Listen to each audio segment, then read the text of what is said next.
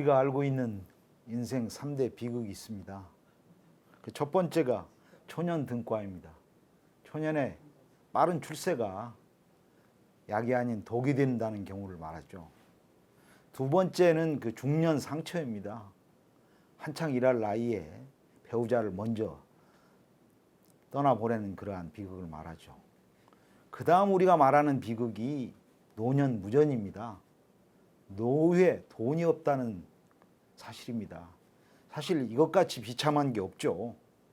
어느 정도 먹고 살 정도의 돈이나 재산이 있어야 남한테 궁한 소리 안 하고 또 자식들에게 손 벌리지 않고 우리가 노후를 살아갈 수 있지 않겠습니까?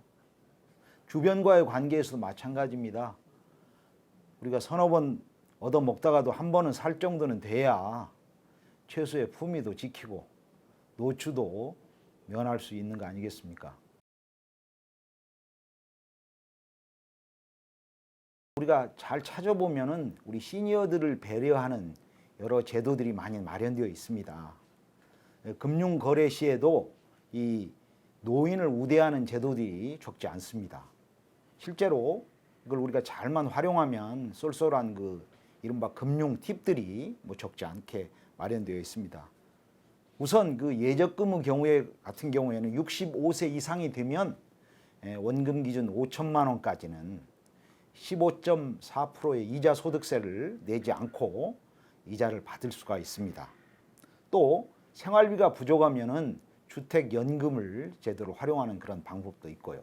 대출 거래 때도 사실은 알아두면 그 유리한 팁들이 많이 있습니다. 대출이라고 하는 것이 돈을 쓴 기간만큼, 금액만큼 이자를 내는 것이기 때문에 대출을 받기 전에 대출 그 금액이나 이자, 또 원금과 이자 상환액을 우리가 꼼꼼히 따져볼 필요가 있습니다. 그렇기 때문에 그래서 꼭 필요한 금액, 꼭 필요한 기간까지만 돈을 활용하는 것이, 대출을 활용하는 것이 이자를 줄일 수 있는 가장 지름길이라고 볼 수가 있죠. 모기지론이라고 하는 것은 우리가 주택을 담보로 맡기고 목돈을 대출을 받고 매달 원금과 이자를 나눠 갚는 그런 제도입니다. 반면에 영모기지론이라는 것은 주택을 담보로 해서 매달 일정 금액을 대출을 받고 만기에 가서 원금과 이자를 함께 갚아나가는 방식인데요. 이게 모기지론과 목적과 개념이 다르다고 해서 우리가 흔히 역모기지론이라고 이렇게 부르고 있죠. 좀 자세히 설명드리면 주택을 담보로 맡기고 연금 형태로 매달 대출을 받아가지고 만기에 가서 그 원금과 이자를 한꺼번에 갚거나 아니면 주택의 처분권을 은행으로 넘기는 그런 제도를 말합니다. 여기서 말하는 만기는 이 가입자가 사망할 때까지 그 장기인 경우를 말하는 경우가 대부분입니다. 보험 가입에도 시니어 혜택이 적지 않습니다. 우선 교통안전교육을 받으면 자동차 보험의 경우 5%를 우리가 할인받을 수가 있습니다. 노후 실손 의료 실손보험에 가입하면 일반 실손 의료 보험에 대해서 보험료가 50% 내지 90%까지 상대적으로 저렴합니다. 또 고령자의 경우에는 저축성 보험의 경우에는 10년 미만을 보유해도 비과세 혜택을 받을 수가 있습니다.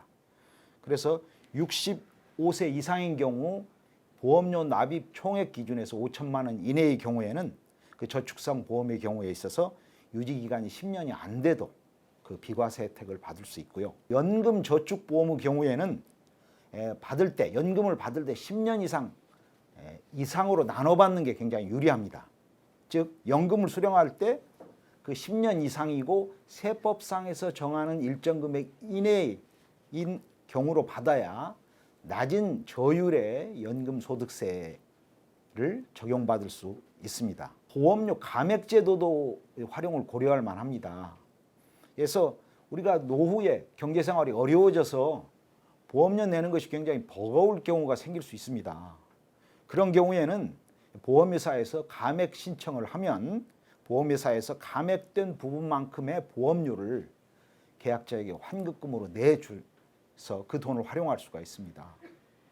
또 하나는 아주 경제 사정이 어려워서 보험료 납부 자체가 불가능할 경우에 해지할 필요가 없습니다.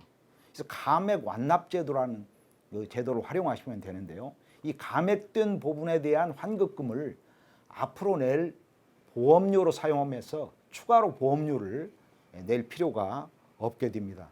그 대신 보장 범위는 줄어들 수밖에 없죠.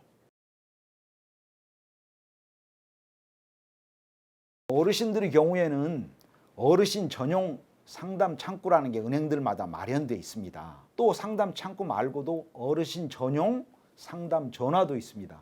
그래서 일반 창구를 이용하시기에 불편하신 어르신 경우에는 거래 은행에 문의를 하셔가지고 어느 점포에 이 어르신 전용 상담 창구가 있는지를 확인하셔서 이용하면 편리하실 수 있을 것으로 됩니다. 권리에는 흔히 의무가 뒤따릅니다. 이런 우대 혜택도 받으려면 그에 상응한 의무 사항이 있는데요. 우선은 철저한 자기 신용 관리입니다. 그래서 평소부터 자기 신용 관리에 염두 두고 소액이라도 절대 연체를 하시면 굉장히 불리해집니다. 카드를 사용할 때도 신용카드보다는 체크카드를 사용한 게 유리하고요. 또 연체가 발생해도 연체가 오래된 것부터 갚는 것이 굉장히 유리하게 되어 있습니다. 노후에 다른 사람을 위한 빚 보증은 최대한 피하는 게 좋습니다. 또 하나는 신용평가 가점제도라는 게 있는데 우리가 공공요금이나 건강보험료, 통신요금 같은 걸 성실히 납부하면 신용평가 회사에서 신용을 평가할 때 가점제도를 주도록 이렇게 했기 때문에 그 점을 활용하시는 것도 굉장히 유리한 혜택이 될 수가 있습니다. 하지만 이런 여러 가지 혜택이 있어서도 이런 혜택이 있는 그 사실 자체를 몰라서 활용하지 못하는 노년층이 대부분인 것이 현실입니다. 그런 측면에서 이분들에 대한 시니어에 대한 우대 혜택, 제도에 대한 내용에 대한 금융 교육이 절대적으로 필요하다고 볼 수가 있습니다. 물론 지금도 전국 퇴직금융인 연합회에서 여러 가지 다양한 금융 교육을 실시하고 있습니다만은 아직까지 충분하다고 우리가 말할 수는 없는 정도입니다.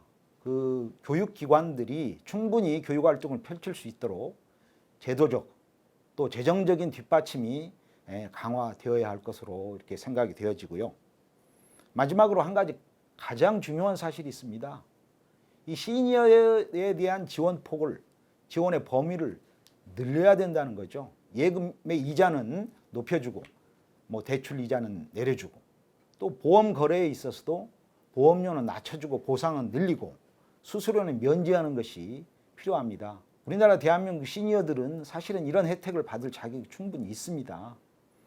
젊은 시절에 은행 거래 과정에서 이모저모로 금융회사에 기여한 게 얼마입니까? 고령화 시대를 맞아서 금융회사에서 노인들을 배려하는 것이 금융회사 자신뿐 아니라 이 금융 소비자들과 같이 상생할 수 있는 그런 최선의 방안이라고 생각합니다.